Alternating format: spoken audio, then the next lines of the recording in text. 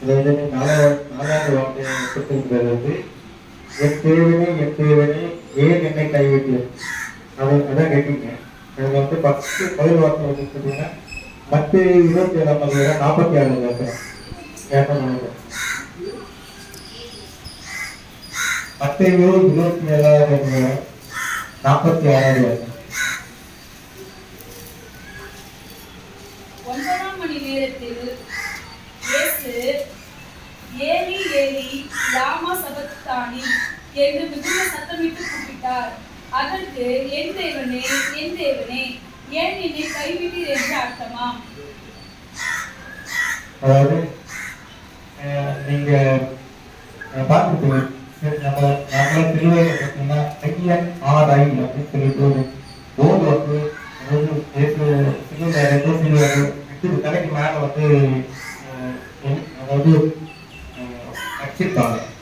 அது பார்த்தீங்கன்னா அதுதான், அதாவது INRI அப்படின்றது வந்து அர்த்தம் பார்த்தீங்கன்னா ஏலி லாமா சபத்தானி. அதான் அதோட அர்த்தம். அதாவது பார்த்தீங்கன்னா இது வந்து கிரேக்க மொழி. இது வந்து தமிழை பார்த்தீங்கன்னா மொழிபெயர்க்க என் தேவனே ஏன் என்னை கைவிட்டு அதான் அர்த்தம். அதாவது அவரு கடைசி வார்த்தை அவரு இறக்கும்போது அதாவது நான் இவ்வளவு நல்லது பண்ணனேன், இப்போ இவ்வளோ மக்களுக்கு வந்து இவ்வளவு நல்லது சொல்லி இவ்வளோ அறிவுரை கொடுத்து இவ்வளோ நல்லது பண்ணது எனக்கே பார்த்தீங்கன்னா என்னையே வந்து உங்களுக்கு காப்பாற்றப்படுது ஏற்று வந்து ரொம்ப வருத்தப்பட்டு சொன்ன வார்த்தை அது. அது வந்து அது நம்ம வந்து நல்ல உள் மனசுல நல்லா பதிச்சுக்கிறது.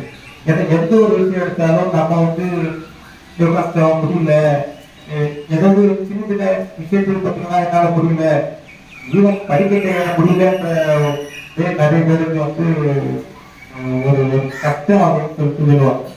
கடவுள் வந்து அவ்வளோ பெரிய ஆணிய 2 கையில காலில் அதாவது மார்பில் வேற கொடுத்துருக்கான். அந்த விழாவில் வேற வந்து அந்த வேல் எடுத்து கொடுத்துருக்கான். அந்த அளவுக்கு வந்து கடவுள் கஷ்டப்பட்டு சிலர் அடைஞ்ச அதை நம்ம யோசித்து பார்க்கும்போது நம்ம வந்து உலகத்துல வாழ்ந்துட்டு இருக்கும்போது நம்ம நடைமுறையில வந்து போறது வர்றது பார்த்தீங்கன்னா நமக்கு வர்றது கஷ்டன்றது கஷ்டமே கிடையாது. அது வந்து நீங்க ஒரு பர்சன்ட் கிடையாது. அவரு கஷ்டப்பட்டதுல வந்து 1% கூட கிடையாது. அவர் சிலுவையை அவ்வளவு தூரம் தூக்கிட்டு வந்து சுமந்து அதே சிலுவையில அடைய வச்சுட்டாங்க. அந்த அளவு வந்து கஷ்டப்பட்டது நமக்கு நம்ம இதெல்லாம் வந்து ஒரு பெரிய விஷயமே கிடையாது. அப்படி நம்ம வாழ்ந்தோம்னா நம்ம வந்து கண்டிப்பா வந்து கடவுள் கிட்ட போறது, அதாவது நம்ம தேவனை போல வாழ்றதுக்கு ஒரு கொஞ்சமாச்சு ஒரு கொஞ்சமாச்சு ஒரு 1% வாழ்றதுக்கு அர்த்தம் இருக்கு. இதுதான் அதுதான் இந்த வருஷத்துக்கு சொல்லுவோம். 2வது வருஷம் பார்த்தீங்கன்னா 2வது வருஷம் ஏசாயா 53 10வது வருஷம். என்ன படிங்க 10வது வருஷம்.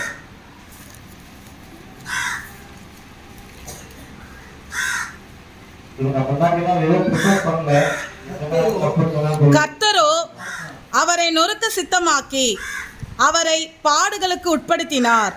அவருடைய ஆத்துமா தன்னை குற்ற நிவாரண பலியாக ஒப்பு கொடுக்கும்போது அவர் தமது சந்ததியை கண்டு நீடித்த நாளாய் இருப்பார். கர்த்தருக்கு சித்தமானது அவர் கையினால் வாய்க்கும்.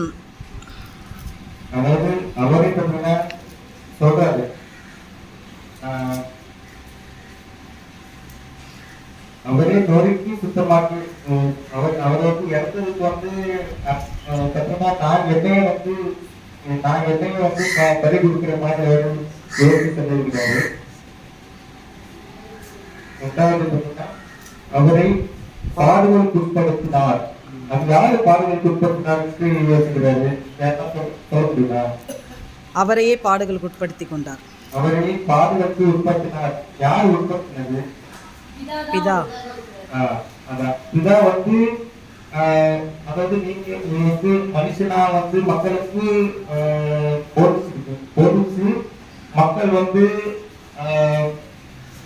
திருந்தன, அதாவது இன்னைக்கு வரைக்கும் திருந்தன. நீங்க இறந்து, அதாவது சிறுவதை அடைச்சி நீங்க இறந்தாச்சு உடனே பார்த்து மக்கள் வந்து திருந்தட்டும் அப்படின்ற ஒரு பட்சத்துலதான் வந்து அந்த வார்த்தை வந்து சொல்லியிருக்காரு. அடுத்த வார்த்தை படிங்க. அவருடைய ஆத்துமா தன்னை குற்ற நிவாரண பலியாக ஒப்பு கொடுக்கும் போது, அவர் அதாவது ஒரு குற்ற உணர்ச்சியா வந்து சொல்றாரு. அவரு ஆத்மாவே குற்ற உணர்ச்சி சொல்றாரு. இறந்ததுக்கு அப்புறம் ஆத்மா வந்து ஒரு குற்ற உணர்ச்சியா சொல்ற மாதிரி அவரே சொல்றாரு. அது பார்த்தீங்கன்னா அவர் தமது அந்த வார்த்தை படிங்க. குற்ற நிவாரண பலியாக ஒப்பு கொடுக்கும் போது அவர் தமது சந்ததியை கண்டு நீடித்த நாளாய் இருப்பார். அந்த சந்ததியை யார கொடுக்குது? நாமதான். அதாவது அவர் கீழே இருக்க நம்ம மக்கள், நம்மளதான் சந்ததியை கொடுக்குது. சந்ததி கர்த்தருக்கு சித்தமானது அவர் கையினால் வாய்க்கும். அதாவது தேவன் என்ன நினைச்சிருக்காரோ அது வந்து இவர் வந்து சிறுவர் அடைஞ்சனால வார்த்தை வந்து லாஸ்டா கடைசியா வார்த்தையை சொல்லி கொடுக்குறாரு. அடுத்தது பார்க்கலாம். உபாகமம் 31:16-17 என்ன சொல்லுங்க. நீ உன் பிதாவோடு படுத்துக் கொள்ளப் போகிறாய். இந்த ஜனங்களை எழுப்பி தங்கள் போயிருக்கும் தேசத்தில் உள்ள அந்நிய தேவர்களை தூரமாக்கமாய் பின்பற்றி என்னை விட்டு தங்களுடனே நான் பண்ணின உடன்படிக்கையை மீறுவார்கள். அதாவது கர்த்தர் வந்து சொல்றாரு, இந்த ஜனங்கள் எழுப்பி தாங்கள் போயிருக்கும் தேசத்தில் உள்ள அந்நிய தேவர்களை சோரமாக்காமை பின்பற்றி என்னை விட்டு தங்களுடனே பண்ணின உடன்படிக்கையை மீறுவார்கள். அவரே வந்து சொல்லியிருந்தாரு, இதை கண்டிப்பா மீறுவாங்க மக்கள் அப்படின்னு சொல்லிட்டு அவரே வந்து சொல்லி காட்டுறாங்க. அடுத்த படிங்க. அந்நாளிலே நான் அவர்கள் மேல் கோபம் கொண்டு அவர்களை கைவிட்டு என் முகத்தை அவர்களுக்கு மறைப்பேன். அதனால் அவர்கள் பட்சிக்கப்படும் படிக்கு அநேக தீங்குகளும் இக்கட்டுகளும் அவர்களை தொடரும். அந்நாளிலே அவர்கள் எங்கள் தேவன் எங்கள் நடுவே இராததினாலே அல்லவா இந்த தீங்குகள் எங்களை தொடர்ந்து கொண்டார்கள். அதாவது இது பார்த்தீங்கன்னா நம்ம தேவன் கிட்ட தேவனை துதிக்கிறதுக்காக உள்ள வார்த்தையை வந்து கொஞ்சம் மறுபூர்வமா சொல்றாரு. எப்படி பார்த்தீங்கன்னா, நீ வந்து என்ன துதிச்ச அப்படின்னா உனக்கு இந்த காரியங்கள் எல்லாம் வந்து நிறைவேறும். அப்படி நீ துதிக்கல அப்படின்ற பட்சத்துல இப்போ நான் வந்து பேஸ் கிடையாது, பட் வந்து நமக்கு உணர்வோம். அந்த உணர்வை பார்த்தீங்கன்னா தான் வந்து என்னுடைய முகம் அப்படின்னு சொல்றாரு. அப்ப பார்த்தீங்கன்னா அந்த முகத்தை வந்து நமக்கு வந்து காட்ட மாட்டாரு, உணரவே முடியாது. இப்போ என்னதான் நீ வந்து ப்ரேயர் பண்ணாம உருக்கமா ப்ரேயர் பண்ணாம சும்மா என்னதான் ப்ரேயர் பண்ணேன்னா நீ எவ்வளவுதான் ப்ரேயர் பண்ணாலும் அந்த பேஸ் அதற்கு அந்த தேவனுடைய அந்த உணர்வு வந்து காற்று பார்க்க முடியாதுல்ல. அது மாதிரி அந்த காற்று வந்து உணர முடியும், பார்க்க முடியும். அந்த மாதிரி வந்து நீ வந்து ஒரு பர்சன்ட் காற்று அப்படின்னா கண்டிப்பா நீ பாவத்தை விடுவ, பாவத்திலே போயிடுவ அப்படின்றதுதான் இதோட அர்த்தம். இது எனக்கு தெரிஞ்ச நான் புரிஞ்சுன்னு நான் நினைக்கிறேன். இந்த வார்த்தையை கொடுத்த தேவனுக்கு மகிழ்ந்தோட நன்றி. சொன்ன வார்த்தை வந்து யோவான் 19:22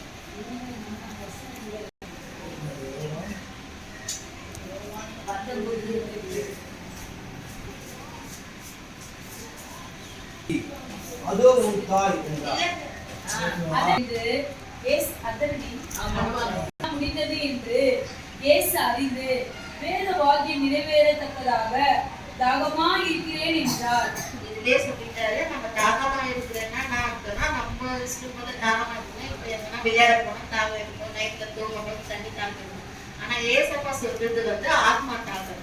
அந்த ஆத்மா தாகம் நம்ம எப்படி இருக்கணும்னா அவர் ஒரு வார்த்தை பேசும்போது சிலுவையில ஏராளமான 6 மணி நேரம் சிலுவையில அடைப்பட்டார்.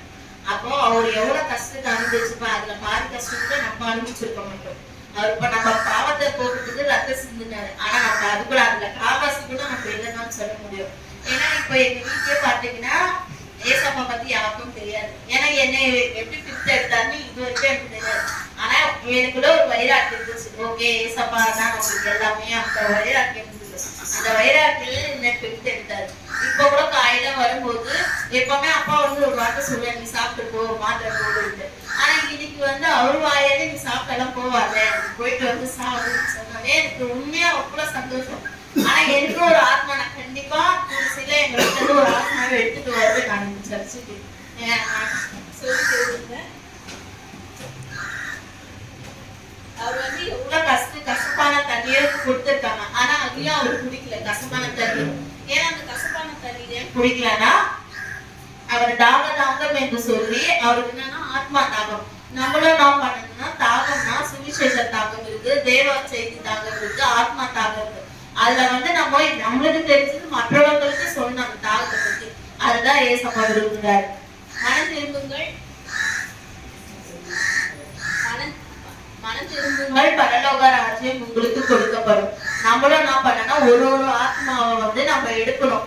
ஃபர்ஸ்ட் நம்மள சுவிசேஷம் சொல்லணும், மற்றவங்களுக்கு வார்த்தையை சொல்லி புரிய வைக்கணும். அதுதான் ஏசப்பா ஆசைப்படுறாரு. சோ நம்மளும் அவர் எப்படி சிலுவையில அறையப்பட்டாரோ நம்ம கூட அறியப்பட மாட்டோம்.